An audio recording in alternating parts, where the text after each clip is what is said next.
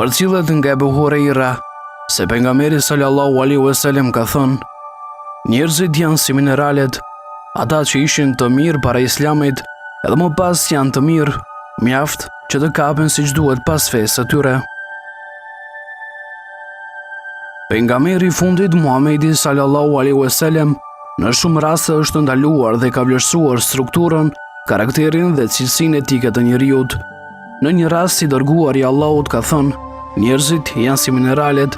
Nëpërmjet këtij krahasimi, pejgamberi sallallahu alaihi wasallam ka theksuar se të gjithë njerëzit kanë të njëjtin thelb, pavarësisht se cilin besim apo cilës kulturi takojnë. Këtë krahasim e ka bërë në lidhje me një prej muslimanëve të Paris së Medinës, Saad ibn Ubejdin, kur ishin ditët e haxhit të lamtomirës. Pejgamberi i Zotit e kishte ngarkuar ushqimin e rrugës te devja e shokut të shpellës, Ebu Bekrit radiallahu anhu. Një nga shërbëtorët e Ebu Bekrit ishte ngarkuar për të drejtuar deven. Krejt papritur, shërbëtori Ebu Bekrit kishte humbur deven, pasi e mori vesh këtë lideri i fisit të madh të Medinës, Hazrejit Saad ibn Ubejdja dhe djali i tij Kajsi, shkuan pranë pejgamberit sallallahu alaihi wasallam me një deve të ngarkuar me ushqim. Saad ibn Ubejdja i kishte thënë pejgamberit sallallahu alaihi wasallam se kishte dëgjuar se si ishte puna dhe si rrjedhoi kishte sjell këtë deve për pejgamberin sallallahu alaihi wasallam. Saad ibn Ubejdja i lut pejgamberit sallallahu alaihi wasallam që ta pranonte devën e tyre. I dërguari sallallahu alaihi wasallam u emocionua shumë dhe tha: a nuk të mjaftonte të mira që na ke bërë pasi u shpërngulëm në Medinë? Ndërsa Saadi tha: miradit i takojnë Allahut dhe të dërguarit të tij. Bedom në Allah se për ne janë më të dobishme ato pasuri që pranon ti se sa ato që na ngelin ne. Më pas, pejgamberi sallallahu alaihi wasallam ka thënë: përgëzime për ty o Saad, e meritove shpëtimin. Natyra, etika e njeriu të dhunti i Allahut, ai jep sjellje të mirë atij që do. Siç duket, Allahu xhaleshanu të ka dhuruar një sjellje të mirë. Saadi falenderoi Allahun për këto komplimente të pejgamberit sallallahu alaihi wasallam. Dhe ndërkohë, në bisedë u fut gojtari i Medinasve, Thabit ibn Kajsi, dhe dhuri disa vargje në trajt lëvdi për Saad ibn Ubejdën. O i dërguari i Allahut, Saadi ishte lideri jon edhe në periudhën para islame dhe në kohë skamnje na jep të ushqim të gjithëve. Si rrjedhoi, pejgamberi sallallahu alaihi wasallam tha: njerëzit janë si mineralet, ata që ishin të mirë para islamit edhe pasi janë të tillë, mjaft që të kapen siç duhet pas fesë. Bismillahirrahmanirrahim. Alhamdulillah wassalatu wassalamu ala rasulillah.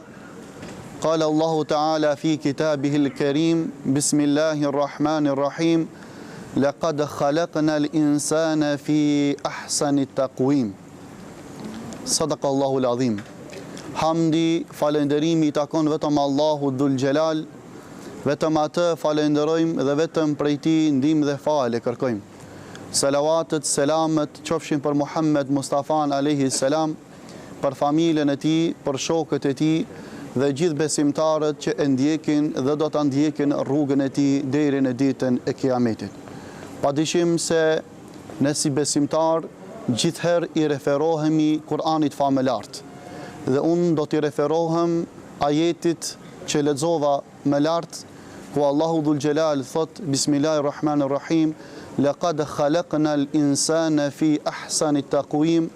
Ne krijuam njeriu në formën më të bukur, në formën më të përkryer.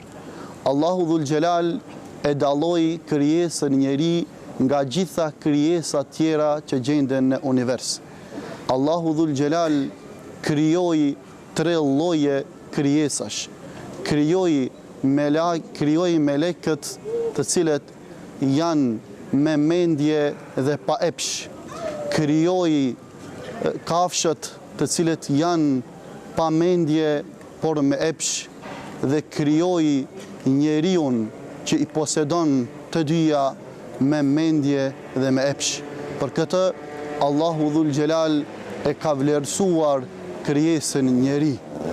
Prandaj Allahu Dhul Gjelal krijoi edhe melekët nga drita, mirë po nuk janë më të privilegjuar se sa krijesa njeri. Kur Allahu Dhul Gjelal krijoi njeriun e parë, Ademin alayhi salam, nuk e urdhnoi Ademin a.s. që t'ju bëj sejdë për kulje me lajkeve, por përkundrazi urdhëroi të gjithë me lajket që t'i bëjnë sejdë respekti Ademit a.s. krijesës së parë njeri. Për këtë Allahu Dhul Gjelal e ka vlerësu këtë njeri, e ka vlerësuar krijesën njeri, e ka vlerësuar njeriun dhe e ka bërë krijesë të përkryer. Njeriu nuk është i tillë vetëm në saj të anës fizike, ai bëhet njeri i plot vetëm nëpërmjet trupit dhe shpirtit.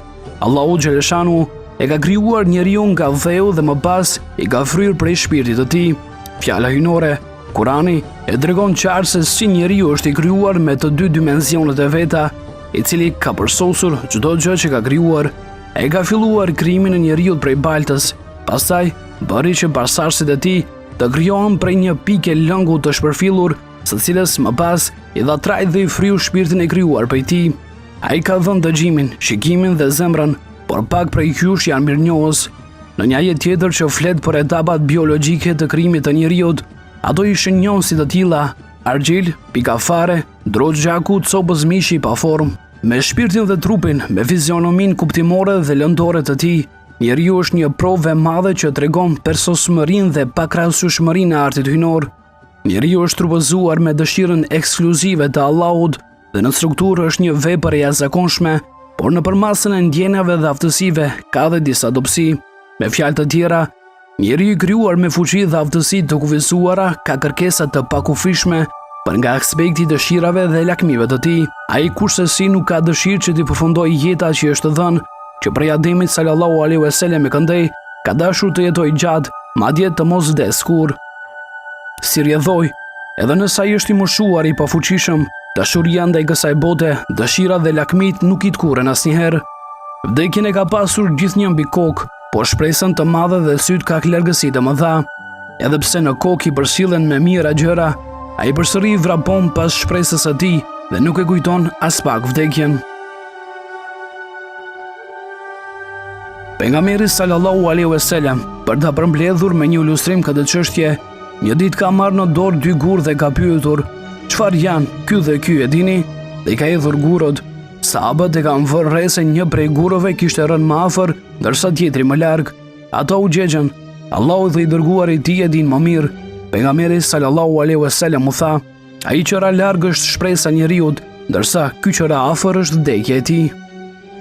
Njeriu është lakmues edhe për pasuri, siç është për një jetë sa më të gjatë. Ai e dashuron këtë botë dhe ngutet që të mbledh begatitë e saj, duke i neglizhuar ato të botës tjetër. Ai nxiton shumë, është i paduruar, dëshiron atë që nuk është e mirë, a thua se do të ketë dobi prej saj dhe lutet për të keqen. Njeriu është i dhënë pas pasurisë së kësaj bote dhe mendon se ajo do e bëjë të pavdekshëm. Prej të tjerëve kërkon për hir të Allahut, por kur kërkohet prej tij për hir të Allahut, nuk e jep dhe si pasojë bëhet më i keqi më i dëmshëm ndër njerëz. E gjithë kjo buron nga dashuria e flakët që ka për veten. Allahu Xhaleshanu, që ka krijuar njeriu nga hiçi, na bën me dije. Njerëzit janë të prirë nga koprasia, ndërsa pejgamberi i tij ka thënë: "Nëse njeriu ka një lugim për plot me arë, do të donte ta kishte edhe një të dytë.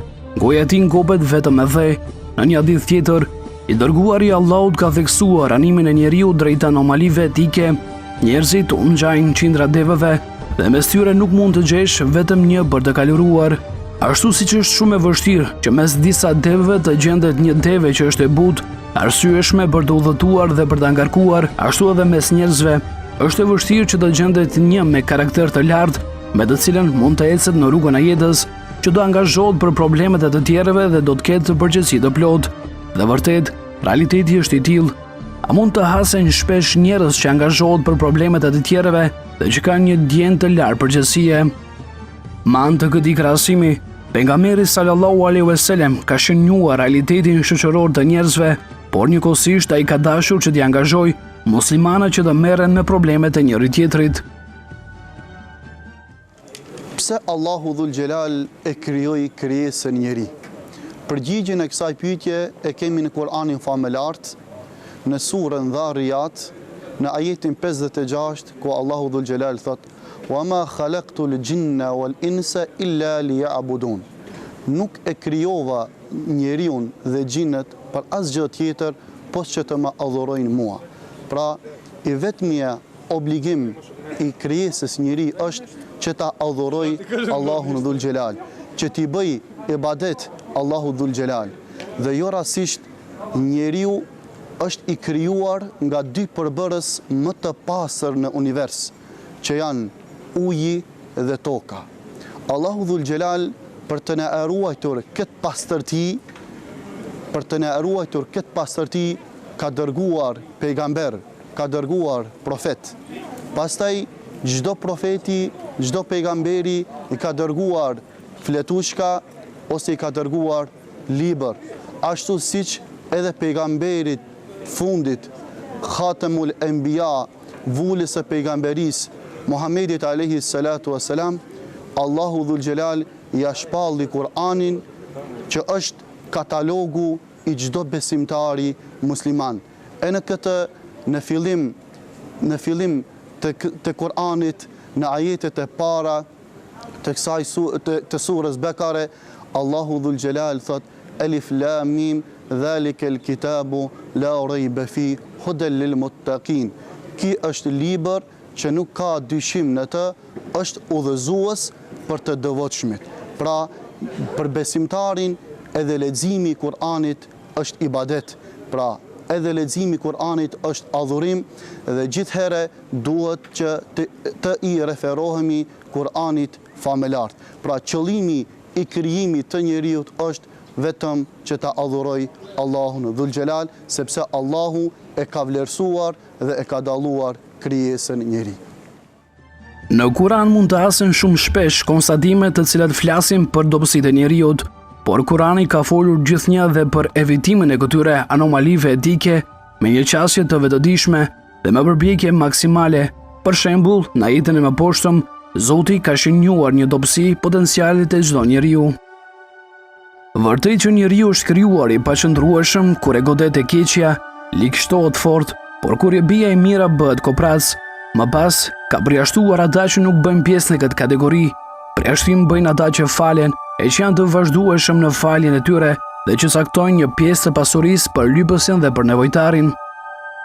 Gjithashtu në një ajet tjetër, pasi ka dhënë reagimet negative të njerëzve përballë vështirësive jetësore, Zoti na bën me dije se ata që bëjnë përjashtim janë të qëndrueshmi dhe durimtarët. Kur ne japim njeriu të shijojë mëshirën tonë e pastaj e heqim atë, ai bëhet shpresë humbur e mohues. E kur pas fatkeqësisë që e ka goditur, ne japim dhunti, ai me siguri do thotë: "Gjunat e mia janë larguar nga unë", dhe gëzohet e bëhet mendje madh. Ligji i Allahut i përcaktuar për njeriu është i qartë. Ky ligj është liria dhe detyrimi, domethënë liria dhe përgjegjësia. Liria është themeli të qenurit krijesë me përgjegjësi, përveç dhuntisë për të dalluar të mirën nga e keqja, të bukurën nga e shëmtuara. Njeriu t'i është dhënë aftësia e zgjedhjes së njërës prej tyre dhe është lënë i lirë në përcaktimin e mendimit, besimit dhe sjelljeve të veta. Si rrjedhoj, njeriu mund të bëhet besimtar ose jo besimtar, falendërues ose mosmirnjohës. Pasi e thekson se njeriu e ka krijuar nga një pikë fare përzier, Zoti thotë: "Në të vërtetë, ne e krijuam njeriu nga një pikë fare përzier për ta sprovuar dhe e bëm që të dëgjojë të shohë. Natyrisht ne i treguam atij rrugën e drejtë, që ai të jetë mirënjohës ose mosmirnjohës. Nëpërmjet pejgamberëve, Zoti u komunikon njerëzve të vërtetën. Nëse pas komunikimit të zgjidhet rruga e drejtë, atëherë kjo është në favorin e tij.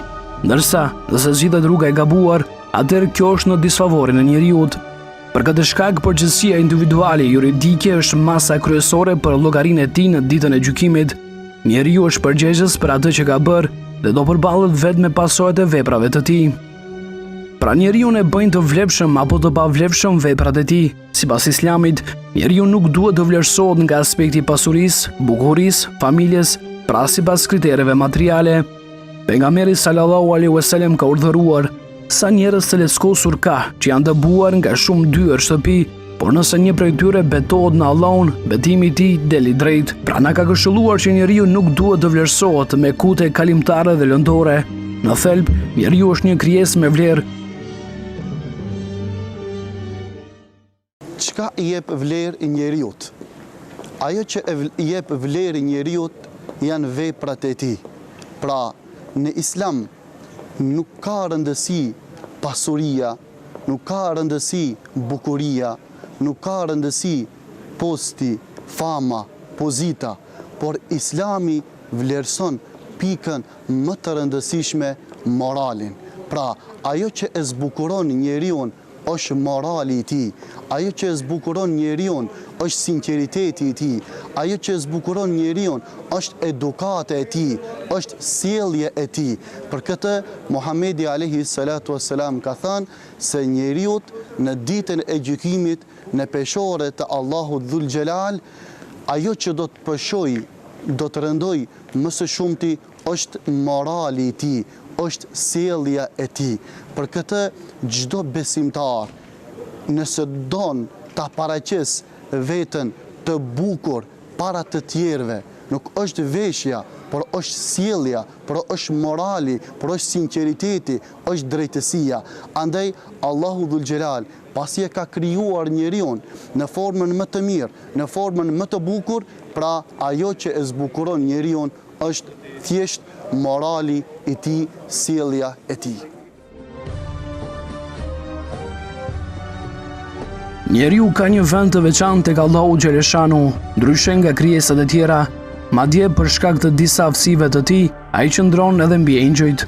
Kjo përsi mbi engjëjt është për shkak të cilësisë që engjëjt nuk e kanë, të menduarit ose arsyetimi. Në librin e Zotit kjo është paraqitur me ajetin: Allahu ja mësoi Ademit të gjitha emrat. Nuk duhet haruar se Ademi sallallahu alaihi wasallam do përfaqëson të gjithë njerëzit. Allahu Xheleshanu tha melekëve: Unë do krijoj një halife me këmbës mbi tokë, ndërsa melekët ju përgjigjen: A do vendosësh atje dikë që do të bëjë çrregullime, do derdh gjak, ndërkohë që ne të madhrojmë, të lavdërojmë dhe të lartësojmë ashtu si të takon. Në këtë pikë Allahu Xheleshanu urdhëron Ademin sallallahu alaihi wasallam që do thotë engjëjve emra që kishte mësuar. Në një sure tjetër të Kuranit gjejmë edhe këtë rrëfim: Kur Zoti yt u tha engjëjve: Unë do krijoj një njeri prej balte, kur t'jap trajt dhe t'i fryj prej shpirtit tim, por luleni në sejdë, të gjithë engjëjt u përulën së bashku në sejdë.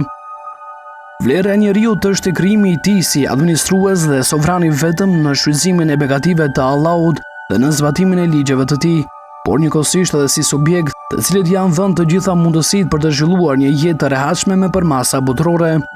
Në një ajet tjetër Zoti thotë: Në të vërtetë, ne kemi ndëruar bijtë e Ademit, u kemi bërë të mundur që të udhëtojnë në tokë dhe në det, u kemi dhënë ushqime të mira e të lejuara dhe kemi ngritur lart mbi shumë prej atyre që kemi krijuar. Njeriu është shumë i vlefshëm në praninë hyjnore, sa çdo gjë që është në qiell dhe në tokë. Hëna, nata dhe dita janë dhënë në shërbim.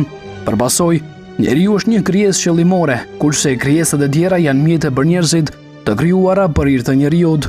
Por vendi i posaçëm i njeriut ndërmjet krijesave nuk do të thotë se ai mund të sillet me to si do dojë.